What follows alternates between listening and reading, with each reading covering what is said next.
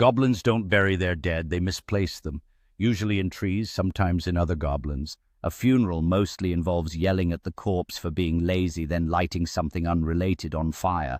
No one mourns unless the body explodes. Then they cheer. As the yelling escalates, each goblin takes turns throwing random items into the fire, adding to the chaotic energy surrounding the makeshift funeral. The moment of explosion becomes a highlight, with cheers erupting from the crowd, turning grief into a bizarre celebration.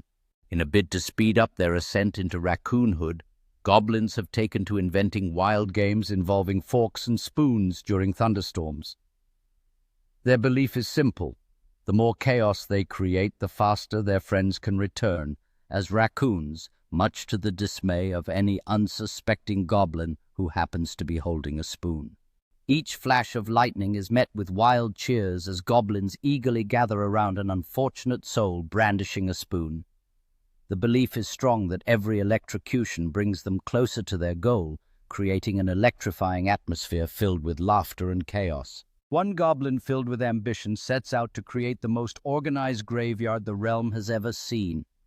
He digs perfect little holes, carefully places headstones, only to see his hard work declared far too neat, and his creation quickly turned into a makeshift toilet by his fellow goblins.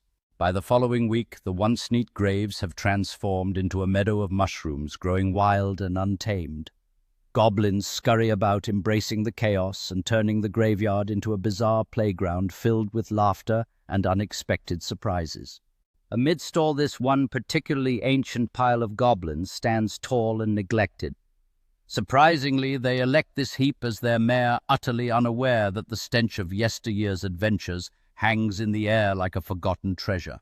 The goblin mayor, blissfully unaware of the absurdity of his situation, passionately talks about grand plans, all while the scent of soup wafts through the air, drawing the attention of those around him, who may be more focused on their next meal than his lofty speeches.